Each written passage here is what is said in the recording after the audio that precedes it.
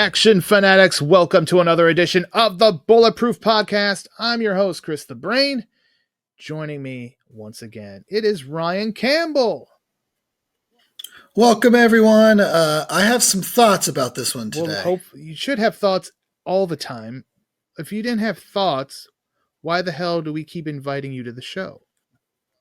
Well, I have some that go against usually how I am about movies. We'll say that. Okay, well, let's bring in the third man in this booth, the Toyman, Chris DePetrillo. That's it. The third piece of the puzzle here to form the triple threat. And I'm just picturing, thought bubbles like from a Garfield comic strip popping up over Ryan's head as we progress with this chat tonight. That's pretty much always how it is. Although, watching this movie, I was audibly yelling at my screen. So, that's quite the sign. But let's talk before we get into our movie discussion. Let's talk websites. Let's talk bulletproofaction.com. As this has, we are now beyond the Cobra Kai. Cobra Kai has left us, and the Toyman, you covered the big series finale last week on the site. What a finale. Just, no spoilers here, folks. Don't worry. You don't have to turn off that dial, but what a great send-off. I mean, just the way that everything wrapped up, just, I got very emotional. There is one part in particular that if you are a long-standing fan of the Karate Kid franchise, it's going to hit you right in the feels. It got to me on first viewing. It got to me on second viewing. It's just a marvelous, marvelous run. I did not expect this back in 2018. I thought it was just going to be a nice little, nostalgia run, get a couple of seasons. But the way they truly crafted this story and had so much come full circle, they went out on a high note. I loved every second of it. And Ryan Campbell, your coverage of Invincible continues. Yeah. I guess we're already halfway through the season. So it happens when you have 3 episodes in the first week. But yeah, it's going good. I think it's kind of a return to form after kind of lackluster season 2. So shaping up to be well. We also just did Captain America. Chris, quick side note or side story for a second. What do you think of Captain America? I enjoyed it as a Hulk fan. I'm a huge Hulk mark, so I enjoyed it kind of following picking up on the storylines that started back in the Edward Norton Hulk, which I think is a film that kind of gets forgotten. And as far as Red Hulk, it was nice to get a Hulk that was not relegated to comic relief. It was nice to get that savage persona. My only complaint was that I felt that things kind of wrapped up a little too abruptly, but I know we're also setting the stage for the next phase, so that didn't really, deter my enjoyment too much. Yeah, and it's always polarizing when a new Marvel movie comes out, especially with the kind of narrative that's around them. But and there was already kind of some negative chatter going into it. There has been for months with all the different name changes and delays and everything. So, but yeah, I really enjoyed it. I think you can kind of see some of the scenes where things were rewritten or redone. The director came out a few days later and said that they didn't do any reshoots significantly. Which I think is, I don't know, debate that. It seemed like during the time that they were doing significant reshoots, and you kind of see where it's at. But for the most part, I really enjoyed it. Go check out my review, see where you fall on the side of the MCU. Is it back? Is it dead? Is it treading water? Let us know what you think. Also on the site, as this drops, I would have covered the season 3 premiere of Reacher. So that's out there as well.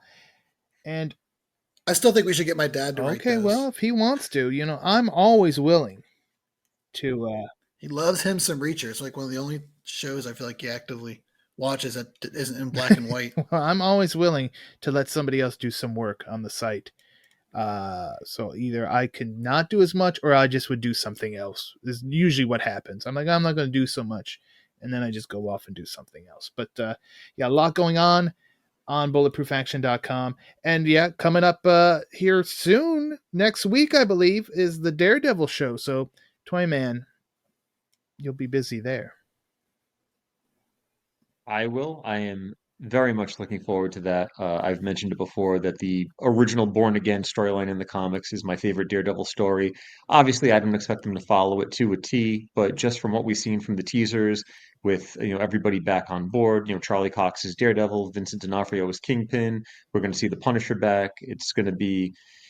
I have high hopes for this one after a very to Ryan's point about the movies, a very mixed reaction to a lot of the Marvel shows of the last couple of years. We got a tasty new trailer this week too. It was nice. And old school Kung Fu fans, don't worry, I had your hookup because I covered Shaw Brothers, The Avenging Eagle, which was a first time watch for me, and I absolutely loved that movie. Even though it had zero bastards, I still absolutely love that movie. That's how you know it's good. Excellent story, excellent fights, a classic for sure. All right, guys, speaking of classics, we are going to be talking about a canon classic here this week. Last week we talked some canon. We talked Charles Bronson and Death Wish 2. This week we take a look at the other cornerstone of that company, Chuck Norris, another sequel, although, Chris, this was not meant to be the sequel originally. This was meant to be No, the this first one one. got, yeah, this was supposed to be the original Missing in Action. This was going to be the launching pad for what became a trilogy, or at least would have been the first movie in the trilogy. But yeah, this one got bumped up and just kind of got retconned and, retrofitted into the James Braddock universe. Probably the right call. Oh boy. Um yeah, and this is one of the early examples of a prequel.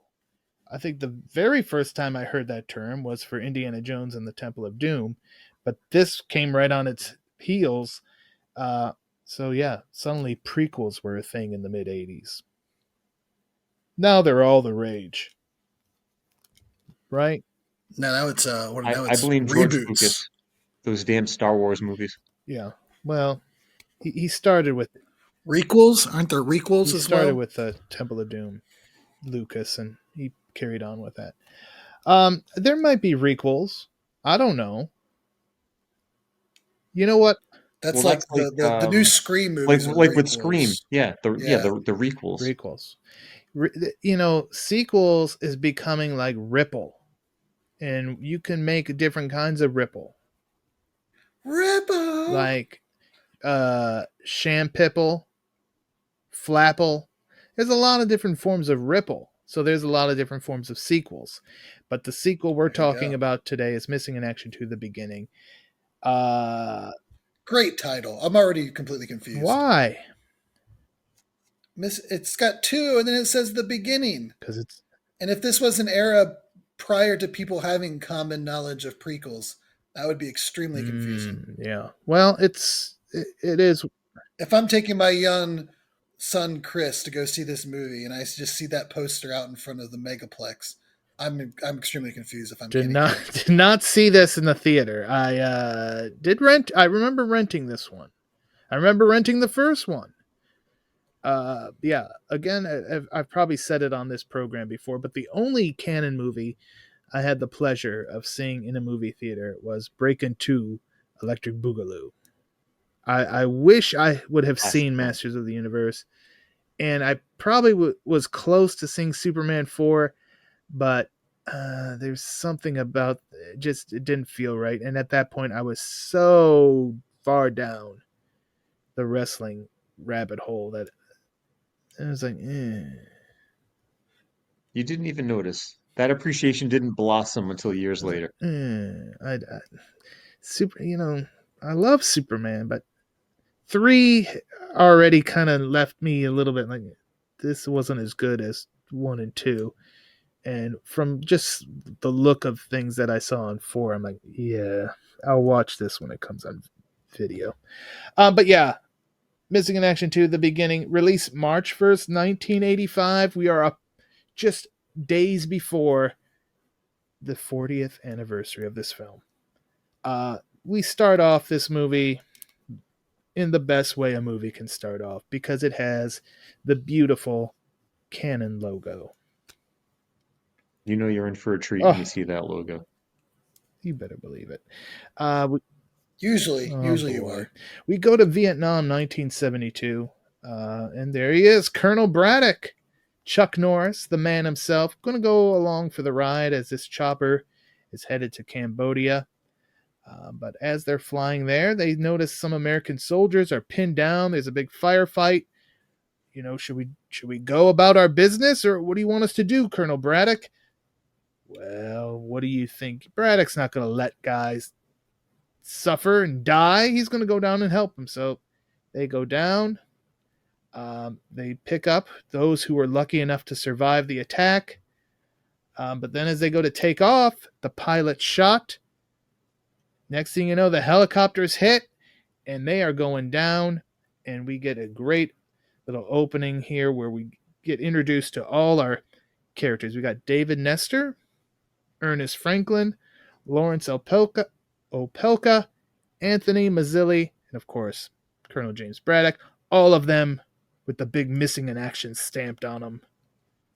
I did like that. I thought that was. I liked the opening title credits and everything. It all felt very kind of like Vietnam War movie, esque, and I enjoyed everything. Yeah, I'm on board right now.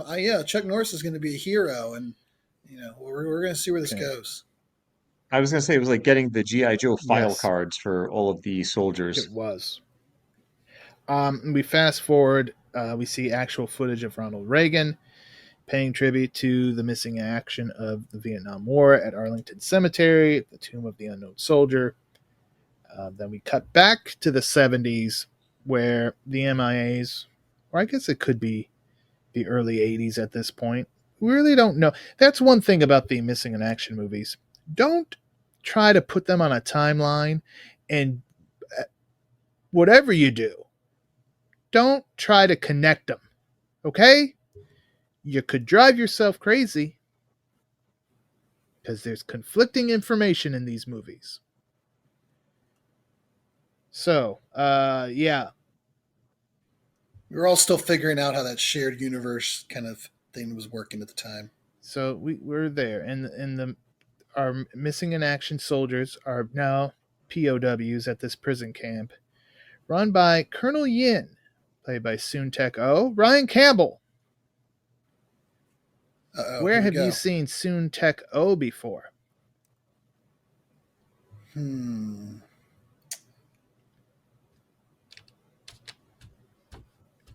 Oh man, you always put me on the spot with these. Don't be clicking on nothing over there. I know he looks from. Now you're making me feel racist. Oh, I don't. Yeah, Chris, why don't you bail him out? I'm afraid. Bail me out because I now I'm not going to say anything before he hangs himself. I mean, as if there was any doubt for anyone that's listening to this podcast, you would have to know that the first thing I'm going to say is I recognize him from Death Wish 4. That is correct. Played the dirty cop. Corrupt detective, Nozaki, right? Mm-hmm. Yep. Is that what you were? That is what I wanted you to say, and I'm glad you. I don't think. I think we only watched 4. I think I've only seen 4. I'm glad you mentioned the racism. Here's a Death Wish 4 story for everyone. Back in my HWA days, we were having an event at the Dayton Gym Club, and it was like it was a Friday show, so I went up there on a Thursday to start setting up. There was a basketball game going on, however, and in the basement of this place there was a bar. So while I was waiting for the basketball to clear out and all that, I was hanging out at the bar. And you know what was going on that week? It was AMC's Death Wish week. Ooh, what a week. And there it was. Death Wish 4 came on. And I'm like, well, I've never watched a Death Wish movie in a bar. I'm going to enjoy myself. And there was like 2 guys sitting at the bar watching, and obviously the bartender.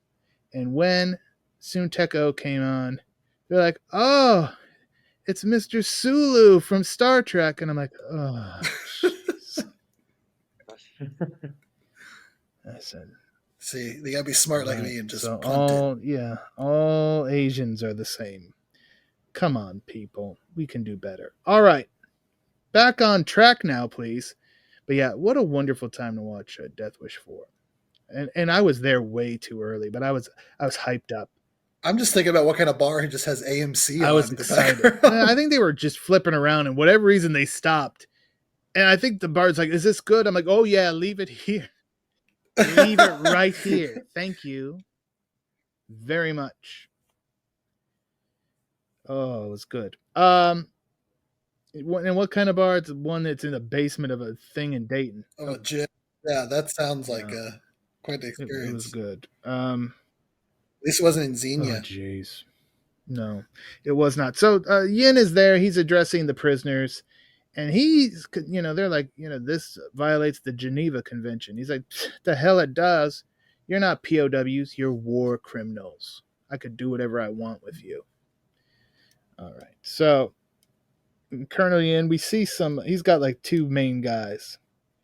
Du Chu, played by David Chung of Ninja 3, The Domination fame. And there's Lao, played by Professor Toru Tanaka. Pro Wrestling and Revenge of the Ninja That's right. fame. See, that And one the I Running knew. Man. And I I'm going to didn't allow recognize you that to one. redeem yourself, Ryan Campbell, because I have another question for you. Oh, jeez. Who would win in a match between Professor Toru Tanaka and Gary Robbins? Oh, man. There he is. Whew, that's a tough one. I'm gonna go with Gary Robbins. He's the giant from up north, man. They probably think he's gonna be all friendly and give you some syrup, and he's gonna bust your head open. And obviously also... They can make their own colossal connection and go after Haku and Andre. Of course, also the Running Man for Professor Toru Tanaka. We can't forget that. And my favorite thing about that is in the movie they kept the professor part in Yes. his name. It just plays not one bit into his character. And let's also say the perfect weapon. Come on now. Original martial law too. He was David Carradine's Oh, henchman. hell yeah. So then after their little meeting, their stand-up meeting, okay, go back to work. They're just like working in the field. I don't know what they're exactly doing. But they just have to work. This had to be like the cheapest budget for a location in movie history. Oh, no, that's... Now they're going to make up for it with That some set was explosions. pretty but nice. Yeah, this whole thing takes place in like a Yeah. valley. Well, you got to keep it. I like it. That's like You know, one of that my- prison camp that would have made for a cool playset for like the GI Mhm. Joes or whatever. Like get like a couple little huts, little towers and stuff. I know they make stuff like that now, like Yeah. little chintzy knockoff type toys. But if we had like an actual If little only there was someone here village- who worked for a toy making company. Man, I know that would be perfect. Do you think they like triple, quadruple checked to make sure they had all the shots and coverage they needed before they blew the shit out of the Yes. set? Canon knew what they were doing. Are you sure there's nothing else we need before we blow this thing to hell? I wonder if this was the one they were filming when there was like a cheap ninja movie being made at the same time. And they were like getting those explosions in the background of their cheap ninja movie elsewhere in the jungle. Brilliant. Gotta love it. It was one of those missing in it. Movie magic. It was one of them. So yeah, one of this guy Harry's like, I'm getting the hell out of here. So he tried. I think he had somebody else with him, and they both try to escape. But it's Harry who we really get to see his demise because he goes on this. Yeah, Harry had one of like the Vietnamese Okay, prisoners with That's him. what I thought.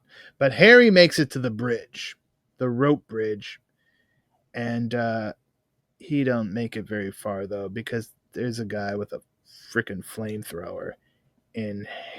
I got a question. It's the always logic smart of to using a aim your flamethrower. blowtorch at a wooden bridge. Exactly, a rope wooden bridge, and you're going to use a flamethrower. I'm surprised that didn't And backfire. as we would Right, see later, later, yeah. it's amazing that bridge would still be standing given what Yeah, happens seems, to it it later seems on. kind of like a self-inflicted wound there. So yeah, that was a little bit. That may have been the first red flag. So then we go back. We find out that Nestor, played by Stephen Williams of 21 Jump Street and L.A. Heat fame. And Blood Fist 7 Oh, fame. jeez. You're right. Blood Fist 7. Nestor, he's fallen in line. He's become a manservant to Yin. And that... Well, I mean, it's been 10 freaking years. So yeah, that is right. I had to look that up like 3 times because I'm like, really? It's been 10 years? The guys were stuck here for 10 years, and old Capitan ain't done shit. So I mean, you gotta do what you gotta do at He's a some point. colonel, sir. Yeah. I think I always forget that it's 10 years and not like just a couple years after the. They really only. I think it's only said like in the Yeah. direct quote from Reagan, which is what made me See, think. I don't. Like, is the No, movie really taking place? I think it goes back. What do you think, Chris? Because 10 years seems ridiculously long. The synopsis for the movie says 10. I mean, it feels like at that point, if Braddock's not signing a confession, you just kind of cut your losses and kill the Right, bastard. dang. Right. 10 years after being captured by sadistic Vietnamese Colonel Yen in 1972, Colonel James Braddock. So, I mean, it's like the first word in the description. I understand. Are you talking to AI? Did AI fudge this one up? Who knows? Because Google just throws Yeah, it right. into all their Who shit wrote anyway this now, but still. synopsis? Maybe it's because they know that there was a Reagan Right. clip in there, so they're trying to kind Yeah, of because it jumped to Reagan. I mesh it all always thought it together. went backwards. I mean, obviously they'd been there for some time. Enough that the war had been over long enough that there was POW people Right. kind of roaming around to try to find these people. So, regardless, you got to do what you got to do at some point. Yes, you're right. Regardless, anyway, Nestor's he's seen as a traitor to all his fellow Americans. But Nestor's like, hey, why don't you just sign this confession already? But Braddock, no, I'm not doing it. So the Americans thrown back in the hole. And got one man's pride taking over his men. But we're gonna rather watch all of his men die than sign a piece of paper. We'll get to there. Hold on now. You're very angry with Chuck Norris today. So they're thrown back in the hole. They're thinking about their wives at home. Mazzelli's like, I never even got to see my kid. His wife was pregnant when he left. Did you hear that, Colonel Braddock? But don't worry, because Mazzelli has his pet chicken to keep him company. That's not a euphemism, folks. Right. He's petting his chicken, not choking it. Well, that's late. That comes later as well. Yeah. We actually don't even know that, though. We see him get a worm first. One of the Vietnamese people finds a really healthy, hardy worm. The chickens eat. He does what any of us would do in that situation: is he puts it under his hat, under his hair. And then I like when the soldier goes up to me. He's like, "What did he give you? A B-52?" Oh yeah, that Mazzelli. It's nice that he's got a sense of humor. At least while somebody's he's a got some guts war. to stand up to these guys. If you can't laugh at your situation, what good are you? Ryan Campbell's going to get himself in some trouble again, folks. The door swings open of the. Not with Colonel Braddock. He won't. What in 10 years? Maybe he'll do something about it. So the door's open. They drag poor Opelka out. It's like, okay, I'm going to sentence you to death. And Yin likes to do these big spectacles. He's got like a stage area in this big tree, and everybody gather around, and he holds the gun to the head, pulls the trigger, not loaded. It's all he's just screwing with these guys. And I'm going to tell you what, if it truly is 10 years, I mean, he must really like just messing with people's minds, because wouldn't he just at this point be bored with it? Like, doesn't he want to go back to like normal life? That's what I'm thinking is, man, 10 years of like, I guess maybe the power goes to your head because it's kind of That's like true. He's kingdom, a big fish in a small. It's a very small kingdom. Eventually, I'd have some higher aspirations to get the hell out of there. And I mean, yeah, he's obviously doing. We'll get into where he's like selling opium, and it's like, well, I mean, maybe he takes vacations and stuff, and he's not always at this frickin' prison camp. I mean, it's possible. 10 years, we're only seeing maybe a week of it. So yeah. So Colonel Ho. Now this is where Ryan Campbell. Didn't you not listen to Ho? Do you ever listen to a Ho? Anyway, I try not to. It's words to live by. So Ho's like, and he's one of the South Vietnamese prisoners, and he's like, if Yin ever breaks Braddock, we're all dead. So you're saying Braddock's not doing something is causing the. But if he does what Yin wants him to do, they're all going to be dead. So he's in a real bad spot. I gotta say, after 10 years, I'd say let's take a chance on Okay. something. Well, maybe we're. Yeah, it's amazing that Nestor would be the only one to turn on him at that point. Well, Brad. But maybe they're in it for the long haul. They're like, all right, just one more year and we're gonna Right. get out of here. Maybe they have no concept of what time it If you is. told me that, I think it's the 10 years is that what really gets me. If they established in the movie that this is all taking place over the course of like, I don't know, 8 to 9 months or a year, I get it. Mm-hmm. But like, once I see that it's Chuck Norris, Star Spangled Blue, Red, White, and Blue, like I expect the minute that he gets thrown into that jail, he's starting to put the pieces together. He's analyzing everything, coming up with a plan, and he's going to get his guys out. And when I hear 10 years, I'm like, what the hell are you doing, Chuck? But if it was 10 years, shouldn't he have like a Rip Van Winkle beard down Yeah. to his knees? Like, you think the Colonel's just letting him Right. shave? Yeah, that and wearing the same exact clothes for 10 years. As far as I can tell, we have to assume it's 10 years. The movie says it. Nothing else in the film movie says it. conflicts But that. I mean, movie says it. but our brains could be tricking us because, how many times do we have a discussion and it's like, COVID ruined my entire sense of time because it's like, oh man, that was 5 years ago, where it's no, that wasn't 5 years ago. So it's kind of like you're caught in the middle. Like, which way is, you know, not gravity, which way, whatever you want to say. Well, what's the proper way to look at it? So who knows? Could be 10 years, could be 10 months, could be 10 days. But If you I would had think to, that if you're a prisoner of war and you have the skills that James Braddock has, you're going to want to, hatch a plan sooner than later. if I had to guess, and this is strictly speculation, the movie probably wasn't written and created with the thought of it being 10 years. Like if you ask the director on set, probably wasn't 10 years. That line from Reagan without any conflicting lines from any of the soldiers or any of the guards saying how long it's been is what kind of sticks them. If they probably put that clip in there and just making the movie didn't never associated or put two and two together that there was a precedent set that was 10 years and they probably shot. And when they're making the movie, they may be only thinking it was 2 weeks for all we know. But That's I don't know. That's just reckless speculation for me that I could see that happening. Yeah. I mean, if we keep trying to break it down, this podcast is going to take 10 years. You're right. You're very right. And by then, Chuck Norris will be ready to make his move. And Chad Cruz would have posted 2 more articles. There we go. Oh, catching strays, Cruz. All right. So Braddock is called into Yin's office. He's got news for Braddock. Braddock, your wife is about to remarry. And, but if you sign this confession, you can get back there before the marriage and stop all that.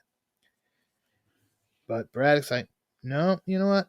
If my wife has found love, I'm happy for her. I hope she does remarry, because if she's waiting for me to get home, she'll be waiting her ass a long time.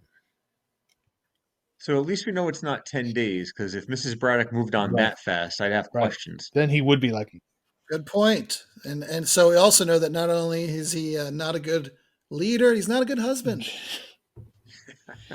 well, Ryan Campbell hates Chuck he Norris does, and today. he's gonna pay dearly for it at some point. I would not mess with Chuck Norris. If it was, we talked about this in the green room before recording. If it wasn't Chuck Norris, if it was just any other actor, and this was kind of more of like a serious more drama, dramatic, serious drama, then I'm on board. I get it, But as soon as you put Chuck Norris in that, I need my action hero, like he's depicted in the beginning of the movie in the intro, where he's going to put his life on the line for his guys and no man left behind. He's going to do everything he can. And then when I hear that he sits there for 10 years, lets his wife leave, watches almost every member of his team die, and only finally does something when, it's more for revenge than to be a hero. I don't know. That's not my Chuck Norris. It would only be a year after this that he was fighting a ninja in space. Don't forget that. Wow. All right. Well, and then clearly they thought it too, because they decided not to make this the first movie. So that kind of indicates me. You and Joe Zito both are on the same page there. All outside of the office, Lau is roughing up some of the prisoners, as Lau is known to do. Braddock's coming out. He's like, hey, what the hell? He steps in. He's doing something. And then Yern's like, oh, in a fighting mood, are you, Braddock? And he books a match between Braddock and Nestor. And Nestor's like, Ooh, I wait like a it. minute. You told me. Saturday night main event in Seoul. What? That's Korea. Sorry, I did it. I did it again. You are. It's like a B show. We couldn't get Steve James for this one, but we'll give you Stephen Williams. And yeah, and he's like, no, you told me I would never have to hurt my other, fellow American guys. Well, it's been 10 years, Jack. We're running out of if shit you to don't do. want to, you can always go back in the hole with them. You're not very popular though there, so okay. We get Nestor versus Braddock. Braddock at first is not fighting; he's just letting Nestor do his thing. And we do see that, Nestor's free to move. He's got all 4 of his limbs, but Braddock is shackled, so he can't do he can't do his roundhouse kick, because one roundhouse kick, this thing would have been over. But, Chris, to his credit, he uses those shackles to his advantage. Yeah, a little predating the UFC, gets a choke out on his former comrade. And Yin comes and breaks it up before he chokes him all the way out. We further establish Mazzilli's love for his chicken. And now it's time, once again, for another Colonel Yin demonstration. And this time it's the possibly malaria-stricken Franklin who is strung up from a tree. And Ryan Campbell. Braddock says, hey, I'm the guy in charge. Punish me instead. Oh, only took him 10 years. Jeez. You are really hung up on this 10 years. Finally grow a backbone. I mean, isn't that kind of like a line you would expect him to say in like day 2? Maybe he did. We weren't tortured? there for day 2. Maybe that's like Lost and they're trapped on some island and time is just moving slower here. Maybe, you know how like if you had to do summer reading, you would get the Cliff's Notes. Maybe this is the Cliff Notes. Maybe this is the summary of everything that took place while they were in this camp. Because if they made a movie about 10 years in captivity, we're talking marathon level film here. This is just the condensed version, the Reader's Digest version. Exactly. Okay, so yeah, Braddock's like, punish me. Well, you know what? You can just sign that confession and nobody has to be punished. Nah, I'm not doing that. Okay then, cut Franklin down. Then they hang Braddock, but they hang him upside down. And then they prepare the rat bag. And they throw this rat in there and they tie the bag around Braddock's head. And he looks at the guy and says, you rat bagster. That didn't happen. Blood starts soaking through the bag. And you're like, oh geez, this freaking rat. The rat had forgotten its maxi pad. Oh jeez. Just keeps getting worse here, folks. Yeah, you would think, one would assume this rat is just gnawing at the face of Colonel James Braddock and it's just bleeding everywhere. So then they remove the bag and the guys they don't even want to look. They can't see, they don't want to see their leader all disfigured. But I think I would be like, finally, we can move on. Trouble. Anyway, Braddock has the frickin' rat in his mouth, snapped its neck. The rat who was bleeding all over. That was one of the really cool shots. I would like to have seen like how they did that shot. It's just the fact that he's hanging upside down for one, which is always insane. Because if you know how movies get shot, who knows how long he was hanging upside down. And 10 then they put the years, bag according to you. And then probably. I was just going to say it. And he didn't complain until the end of year 10. And then something is in that bag moving around. I'm going to assume it wasn't a real rat, but like something is in there, like a mechanical thing that's just made to keep rolling back and forth to probably make it look like it. and then you can see the blood like really slowly. It's not like a big burst, like something just Mhm. popped. It like slowly grows and grows as the stain gets bigger and bigger until it just stops. And like that, and it's all in one shot. This is all happening in like one single shot. So that was really cool. I'd love to know how they pulled that off. It's very interesting. So that's still okay. Go back to working in the fields, but we hear a chopper. It's a Huey, and everybody stops. The prisoners stop. The guards are like, "Oh, what the hell is this?" It's got Yeah, American it's an flag on American it too. chopper. Is this those POW search teams that we hear about here and there? Hell no. It's no rescue team. It's Colonel Ian's business partner, Francois. Oh, And he's Francois. brought weapons and whores. That's the two things you need in the jungle. I'll tell you one thing. I don't entirely believe that those women were virgins. Okay. Thank you. They were ladies of ill repute. He says they're virgins. I question this. Hmm?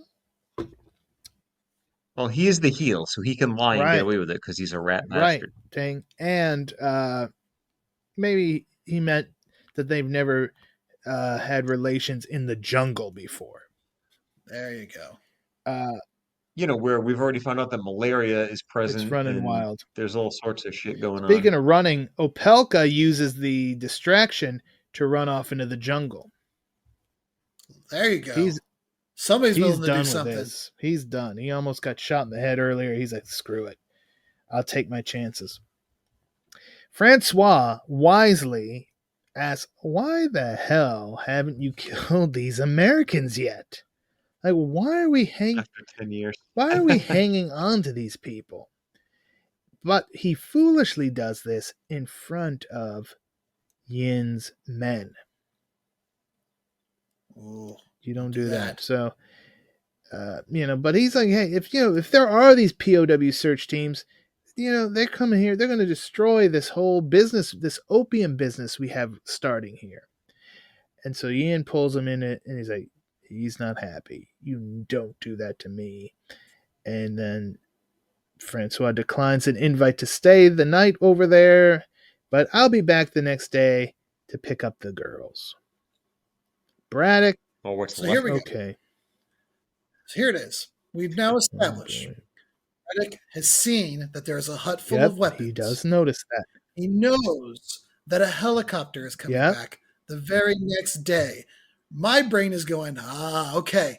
He's just been lying in wait, keeping his men encouraged, trying to keep them going, just waiting for his moment, knowing that at any given moment, an opportunity is going to present itself and they can go. This is it. They're going to have they can get some weapons. They'll take over the camp. When the helicopter comes back, they take the helicopter, they're out. Cool. Let's go, movie. Isn't that what happened? None of that happened. None of it happened? I mean, not by design. Not before the helicopter comes back. I've always been understood that everything happens by design. There's a plan in everything. True or false? False. Life is chaos. Look, One man. You're gonna make me be the tiebreaker vote here? Don't put me in this position. One man told me that it sucks, and then you die. I'm not gonna say which man though. Give me more trouble. you're in enough as it is. So Braddock is once again called. Braddock's called into Yin's office, almost as much as Zach Morris is called into Principal Building's office. True or false? Oh, touche. How about that? I threw that one in for the Toyman. I like that. But yeah, he's in there, and now he's got a letter from Braddock's wife. He's like, there's punishment for Opelka escaping, even though according to Ryan Campbell, you had nothing to do with it. He really didn't have anything to do with it. I'm going to burn this letter right in front of you. Now, wait a minute. Now, this is something that I didn't think about when I was younger. He's a prisoner of war. How'd they get his mail? American soldiers have not been able to locate and rescue them yet. So, is his wife just, Colonel Yin, P.O. Box, Villain Village? Right. That was my thoughts too. Is where the hell did he get that letter? Where is this going to? Maybe it's like a pristine letter. It's not even like covered in Is it 50 another game million. like The Empty Gun? Yep. You know, oh, I have this letter from your wife, but it was actually written One of those by, whores. Toru Tanaka. One of those. Yeah, he's like, Or I yeah, need or one some of the lady whores. writing. Come here. Yeah, it could have just been mind games. So yeah, that doesn't work. It still doesn't crack Braddock. A little bit, you kind of see like, no, he ain't gonna give Yin the satisfaction. Speaking of For good or bad, he ain't gonna do speaking shit. of satisfaction, Colonel Ho is then brought out. Lau wants to see the ladies deal with Colonel Ho, and they like take his clothes off, and he's just standing there like a fool. It's a Ho It train. is. And now we're going to meet Ryan Campbell's favorite character in the movie, the Australian reporter, Emerson. Why is I he my don't know, favorite because character he in the movie? obviously, Braddock, He has a Braddock plan. isn't, At least he has a Braddock plan. isn't, so I assume you really like Hey, this guy. at least he's thinking on his feet. He's like trying to buy time. He's spinning tails. He has a plan.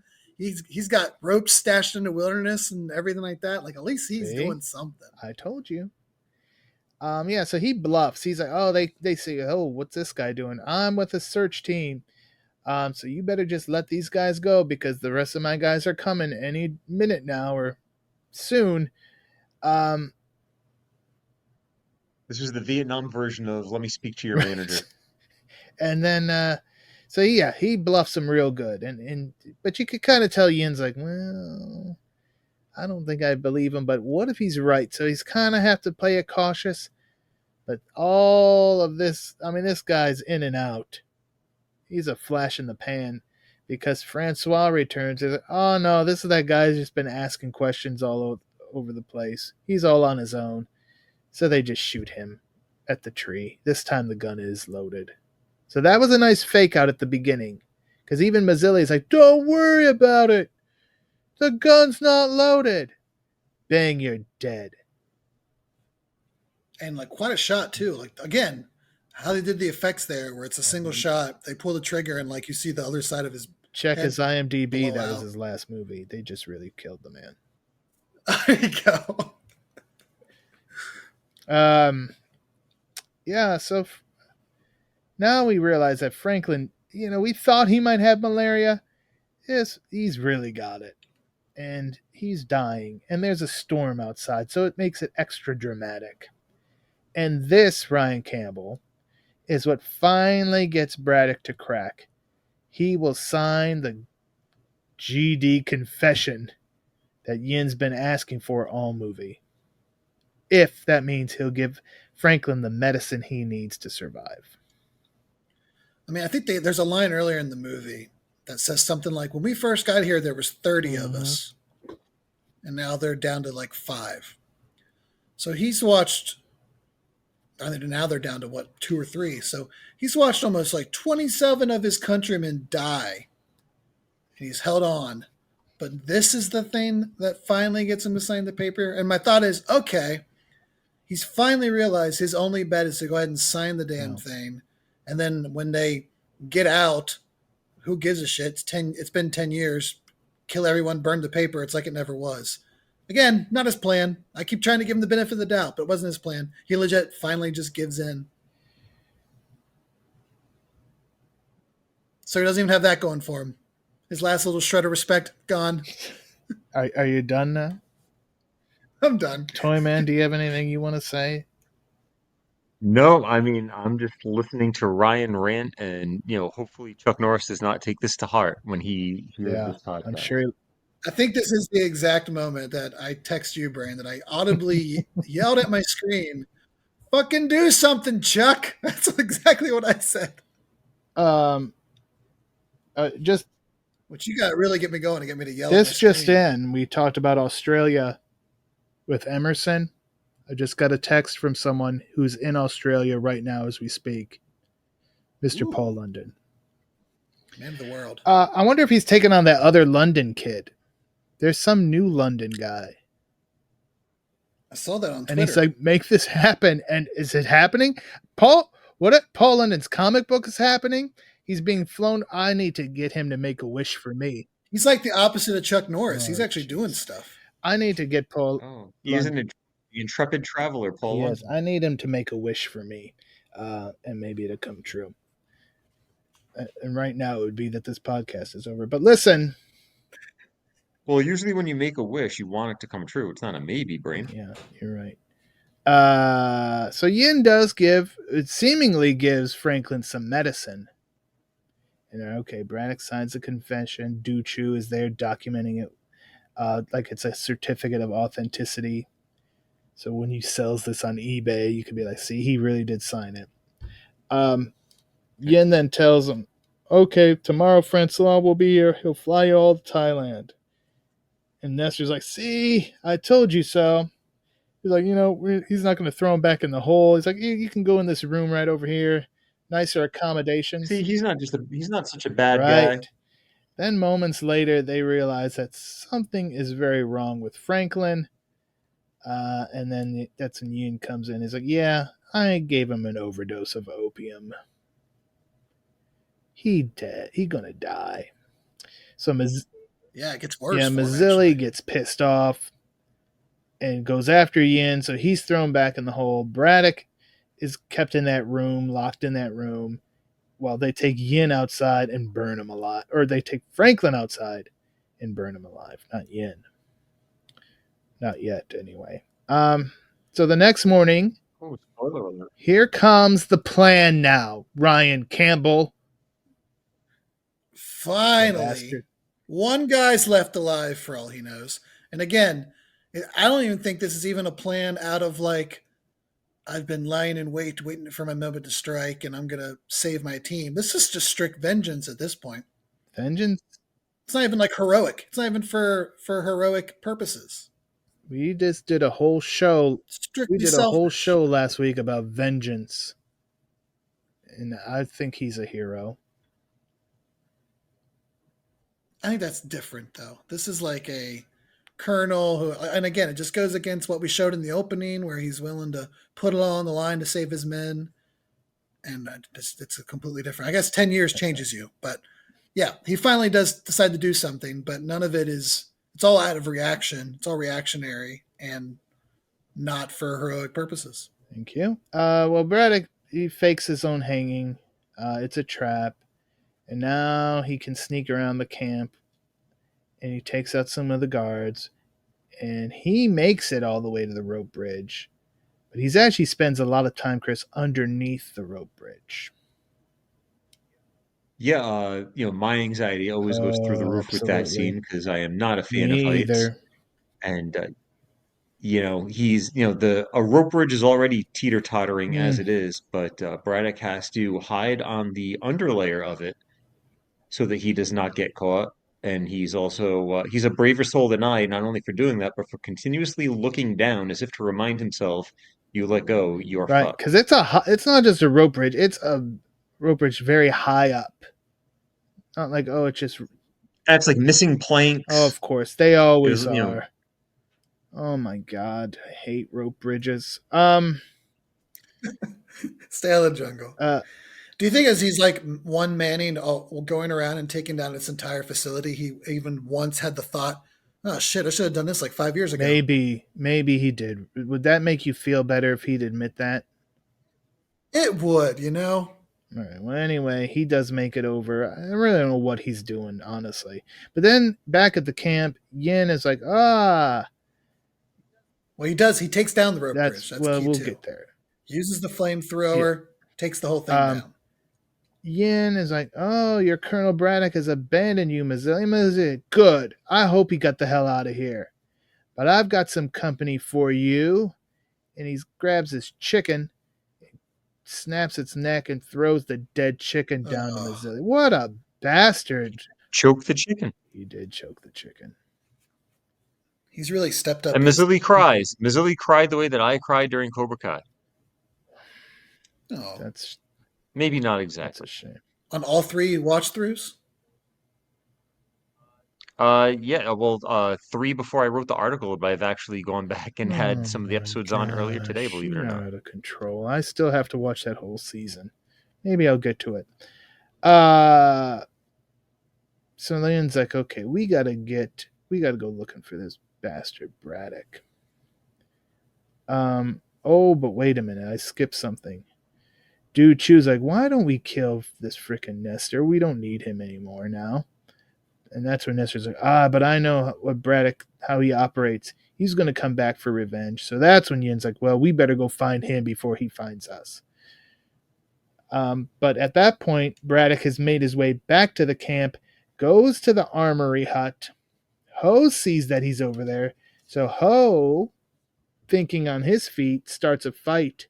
So now Braddock could do what he needs to do and nobody's paying any attention. Then he goes back to the bridge because now he has a flamethrower and he burns that shit down. All of it. Not just the people that are on it that could very easily ignite the bridge with the flames that are covering their body, but he's like, you know what? This whole thing's coming down. I'm Let's done go. With this bridge. I'm with you, Braddock. That bridge scarred him for life. He had to go climbing under it. So Francois and Yin return, and when they get there, the whole hut blows up. Braddock makes a mad dash. He gets his boy Mazzilli, and they make it to the jungle. The guards follow. They get caught in a booby trap. They do find those ropes that Emerson left Ryan Campbell. Yeah, and it's a good thing because his entire plan was hinged on those ropes that they had no idea if were real under or not. A big rock. Because he had lied about a lot of the stuff. He lied about the radio tower. He lied about the team. He could have lied about the ropes, but good thing that after he burned that bridge down, that literally burned that bridge, that those ropes. You may have burned the bridge with the Chuck Norris fan club. Possibly. So Mazzilli's like, oh, are you coming? No, you go down to the river. I'm going back to get Ho and the others. But first, Du Chu is out there looking for him, and then Braddock's got to hide, and there's like leeches on him and worms. Another point where I'm like, oh no, nasty. I can't do this. I would have been dead a long time ago. I will give you one positive about this movie, and this particular scene and this running around was part of what inspired one of my favorite video games. Metal Gear Solid Snake Eater was very much inspired by this whole era, and Missing Action 2, you can like lie in the ground, and like if you lie there long enough within the game, bugs and stuff start crawling on you, and some of like the set around Vietnam and going around the different outposts was all kind of inspired by this, and Snake with his bandana around his head and everything was all kind of inspired from this. So if nothing else, if this just did nothing else but give me Snake Eater, thank you, Missing in Action 2. I appreciate it. Well, yeah, he gets rid of the leeches. When Ducho gets back, he's like, you didn't get Braddock. He just smacks him around. Francois's like, all right, I got to get out of here. Yin's like, oh, no, you're not. Francois's out of the picture, so now they have their own chopper. And they're going to go back out looking for Braddock and Mazzilli. But you know who finds Braddock? That's right. Opelka is still alive. And Opelka also gives us the movie's one and only Bastards. Thank you. And we go back to the camp. And real G. Is this one of the first movies where you get the reed used as a straw to breathe underwater? Was that like a trope before this? Just curious. I know they do it in American Ninja, but that came after this. This could have been one of the earliest versions of that. One of those things where you're not sure what's derivative and what was the beginning of a common trope, and everything starts somewhere. Right. We mentioned this before, but I was kind of surprised how much Tropic Thunder pulled from this movie with its opening, and like the small rogue group ran in the opioids and all that kind of stuff. There's a decent amount of stuff in here as I was watching. I was like, oh, like in Tropic Thunder. I mean, of course, this inspired that, but I was surprised by that. So back at the camp, they're like, okay, well, we're going to set this trap for Braddock. And then make it like, oh, we've all turned against Colonel Yin. You know what? We're going to kill a Colonel Yin. And they shoot this guy who they're trying to pass off as Colonel Yin. But good old Opelka's like, those boots aren't right. You're right. So that They're not made for so walking. that doesn't work. All right, well, go to plan B, which is Mazzilli hanging from the helicopter upside down. The chopper lands. That'd have been a rough Mhm. ride. And so then the real Yin shows up. It's like, oh, you got 30 seconds or I'm going to kill Mazzilli. And that's where Nestor steps in. He's like, you know what? Let me be the one to kill Mazzilli. And Nestor, Chris, gets a nice little redemption story here. He does. He starts blowing away some of Yin's men with the pistol that he's been handed, but his redemption song does not play for long because he is pretty much immediately gunned Yeah, down after he turns back he babyface. did. So, yeah, at least he cleansed his soul somewhat. Mazzilli then runs towards Braddock, and he sees Opelka still there. So we got a 3-man team. Now they're going to free Ho and the South Vietnamese prisoners. And now, Ryan Campbell, they've got themselves a plan. Boom. Finally, half of these people he thought were gone or dead, so he didn't really bank on them. But he'll take what he can get. Mazzilli ends up killing Du Chu, which is nice for him. He gets a big win. Yin is trapped in his hut, and they throw some grenades in there. Boom, shakalaka. One would think we have done with Colonel Yin, but not if you're an action fan. You know, like Chris, you really had to be like, that was way too easy. Yeah, it was very abrupt, kind of like talking about what happened in the new Captain America. Kudos to Canon for having a better ending chapter than an MCU movie. But yeah, you knew one last twist was going to be coming, that this guy, if he's been badgering these guys and tormenting them and torturing them for a decade, he's going to have a bit more comeuppance than that. I want to piggyback off of something you just said, Chris, and this may upset Ryan Campbell, but it may make me the biggest hero to many of our listeners out there, and that is that canon is by far superior to the MCU in every way, except money. Except money. That's right. You're entitled to that opinion. That's perfectly fine.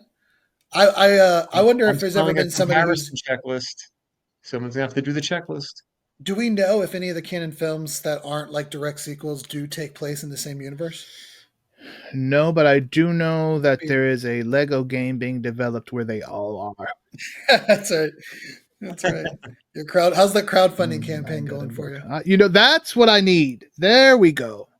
The Paul London. If you pre-order it, you get a Lego Golan Globus. The Paul London dust. Sprinkle Paul London dust on that project to make it happen. He's making things happen. I would love some of like how like the Lego games always have those like secret costumes where like maybe that particular property's not in the game, but the costume is.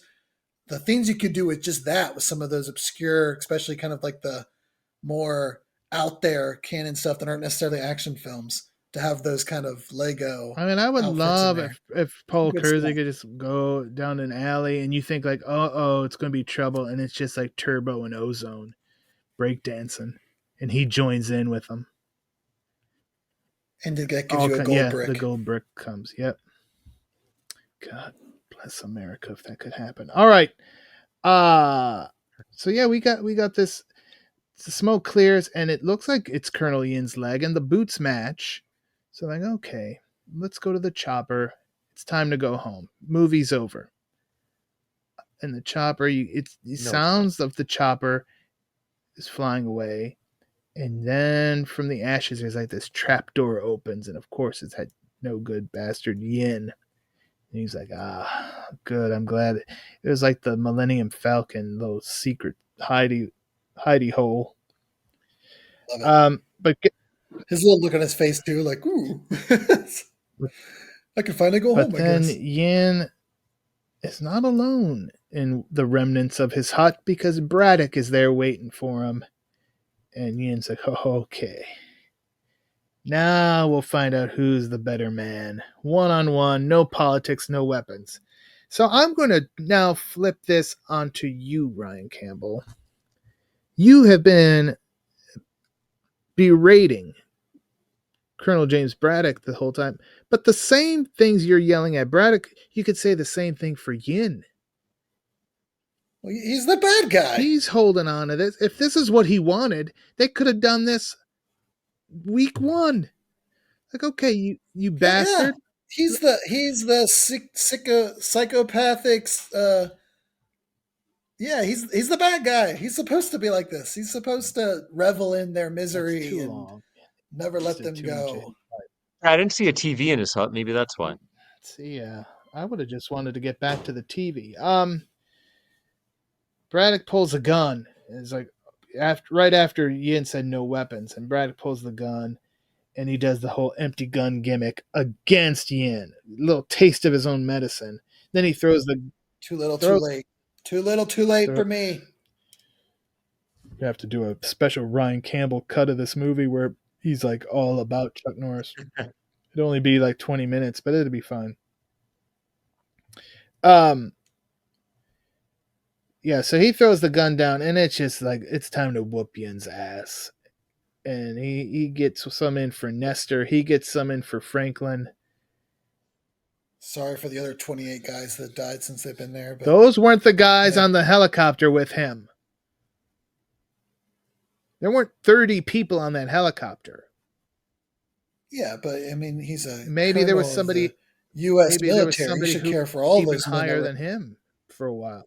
And he spent 10 years with them. He probably spent more time with those guys than he did the people in that helicopter. What? They're all the. He didn't develop any more relationships, and that's on him too. You're just a hater. You're a hater today. This movie made me mad. I don't know why. I bet this wasn't in the right mindset. You're making some people mad right now, talking shit about Colonel James Braddock. Anyway, he keeps whooping ass. You lose. All right. Now he's just kind of beating Yin, and he's just sitting there, Chris. He's all like, I'm beat up. Obviously.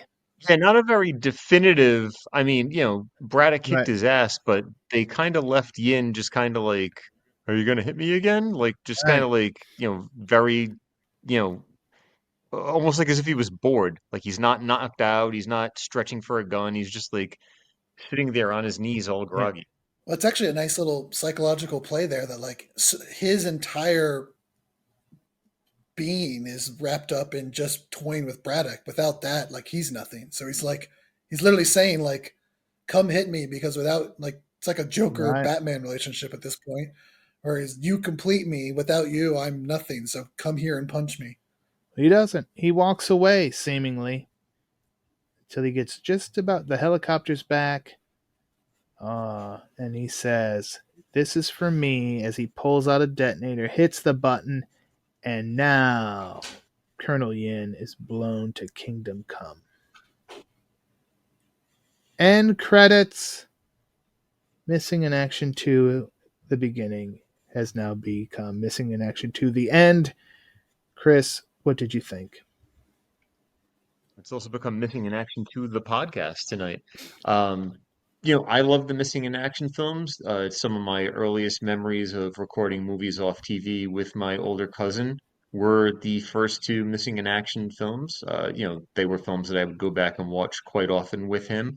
I don't really return back to these ones as much as I return to some of the other films that we like to discuss, like the Death Wishes or the American Ninjas of the World. So it was nice to look back on this one. It's just a fun canon movie. I don't get the hatred that Ryan Campbell has for it. I'm sure he'll try to explain more when he gets his chance to get up on his soapbox in just a second. But this is a Chuck Norris classic. I'm with this one all the way. It's a favorite from my youth, and it's one of the ones that put canon on the map. Ryan Campbell, here's your chance to further shit all over this film. I think I've done enough. I think I've kind of established where my thought process in here. I think it's just, to me, there's a social contract that is written between the viewer and Chuck Norris. And even the intro of the movie goes as so far as to say, yep, you're going to get Chuck in this film like you know and love. And then we proceed to just see in my mind, a very unheroic, no plan, again, all predicated on this taking over 10 years. If it wasn't actually 10 years, think that changes a lot, but the movie doesn't establish that, so I have to go by what information is given.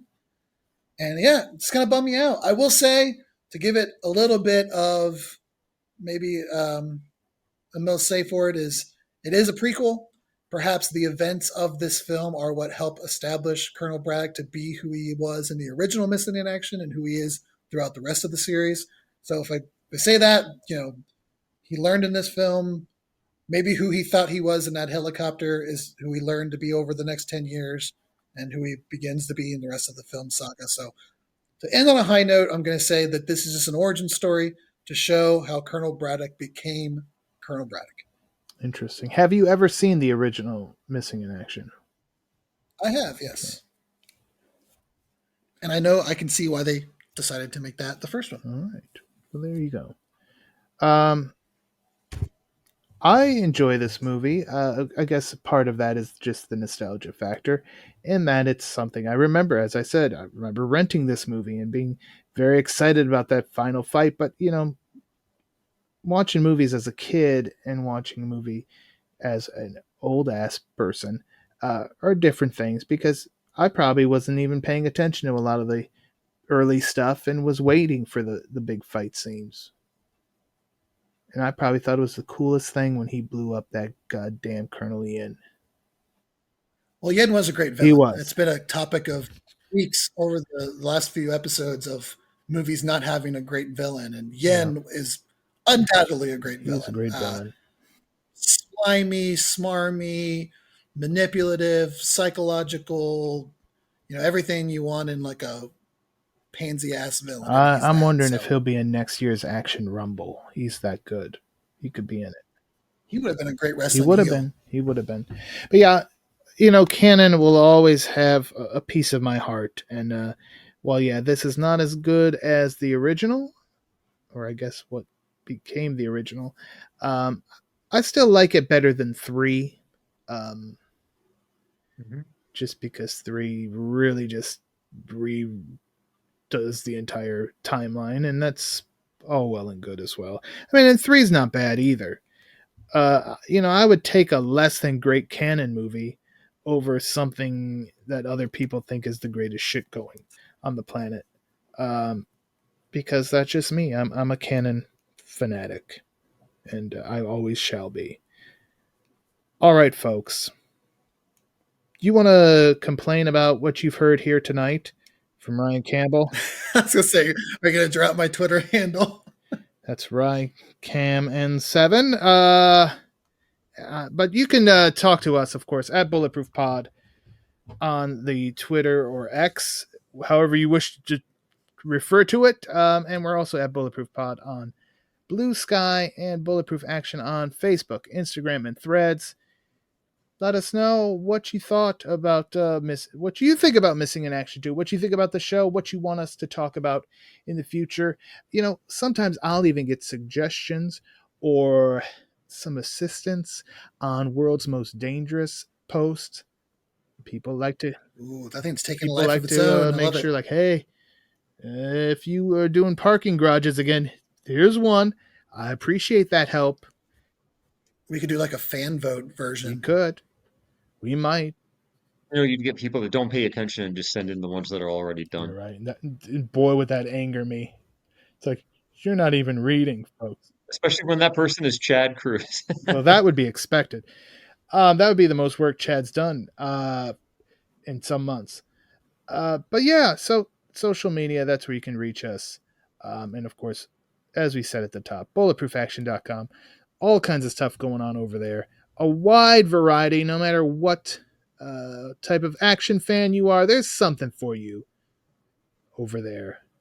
You might like the Marvel stuff. You might like Reacher. You might like old school Kung Fu. You might like the canon. You might like PM. We've got it all, folks. We've got it all. We've been doing this for 10 plus years now. So there's a lot of content over there. It really is. Like an actual 10 plus years.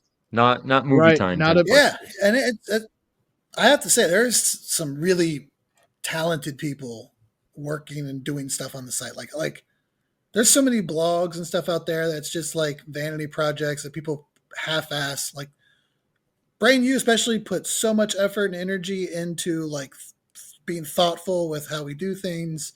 There's some really good work over there, so go check it out. Well, I do appreciate that. Ryan has to say some nice things since he's been so mean all night. Yes. You are almost the He had opposite to of Colonel atone for Braddock. his hatred of Chuck Norris tonight. That's right. You are the antithesis of Colonel Braddock when it comes to Yeah, I Bulletproof come with action. a plan all the time. Always. The plan may Yeah. not work, but You're Hannibal when it comes I've to got the plan. plans. They don't always work, or they don't work exactly as I thought they would, but you know. You also pivot well. That's you the got key. to. If you're going to be someone who makes plans, you also have to be flexible with them. You got that right.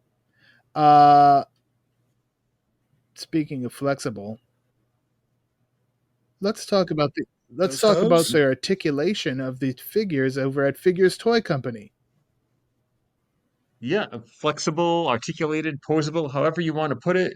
Your action figure needs can be filled by Figures Toy Company if you are looking for the rising stars of wrestling, the legends of professional wrestling, the retro style, Mego style figures inspired by the classic 70s figures. We've got them from DC Comics, Scooby-Doo, the Three Stooges, and a whole lot more. Plus, hundreds of variety of accessories for your wrestling figures, for your figure photography, or just when you want to mess around and break them out and have your own little Royal Rumble. Don't worry, we're not telling anyone. We're all big kids at heart, and all the big kids go to figurestoycompany.com. Please head over there today. And be sure to let them know you want a Missing in Action Prisoner of War Camp playset. Complete with a certificate of authenticity from Ryan Campbell. That Dude Chu took a picture of as he signed it. Next time, guys. Collapsing bridge. Burn it. Light it on fire. It'll be fine. See, this is where Chad Cruz would yell at us for encouraging toys that were lit on fire. We'd have to get the Smokey the Bear. Do they have like audio inserts? Can we put check. the public service announcement into the podcast? We might have to. But yeah, kids, don't light your toys on fire. Adults don't light anything on fire either. Just don't. Next time, guys, we've talked about Chuck Norris this time. Last time we talked Charles Bronson, men who have been covered multiple times on this program. But next time, Chris, we're going to talk about an action star that somehow we have not talked about before here on the podcast. Yeah. Someone who we talk about pretty often in conversation, but we haven't gotten to talk about him and release that conversation to the world. So we did some brainstorming, and the obvious choice will be the topic of discussion next week because we're going to give Mr. Jeff Wincott his flowers and talk about an old favorite of mine, Mission of Justice. Mission of Justice, one that is one of those movies on my Blu-ray wish list. And I'm sure... Yep, Kino Lorber, Vinegar Syndrome, whichever boutique Blu-ray site wants to listen in, please get this one out there because other than the China O'Brien set, this is probably my most coveted of the early 90s martial arts films. And that is what we'll be discussing. Brigitte Nielsen, Matthias Hughes is in there as well. Tony Burton. It's a good one. And we're going to be Karen Shepard, right? We don't talk about her enough, but she's in there as Jeff Wincott's partner. That is true. I had forgotten about it. It's been a while since I've watched Mission of Justice, so I'm looking forward to rewatching it and then discussing it on our very next episode. Ryan Campbell, anything else you want to say about anything? I don't know. I probably shouldn't name anything because people will probably go like review bomb it or something like that. But yeah, excited. Things are picking up now. We got some movies coming out soon. I'm excited for Mickey 17 coming out soon, which is the new Bong Joon-ho film, which should be fun. And then coming up in a few weeks or months, we've got the rest of Invincible, Last of Us 2. We've got Andor Season 2. And then, of course, we're headed into summer, and we got movies just about every single week. So it's going to be picking up. Business picking up. Let's hope that, and business has picked up. I can hear that glass chattering. Business has definitely picked up on bulletproofaction.com. So I do want to thank everybody who has been checking out the site, and hope you continue to do so. And I hope you enjoyed this episode of the Bulletproof Podcast. I want to thank you for listening. And as always, stay tuned for more of the Bulletproof Podcast.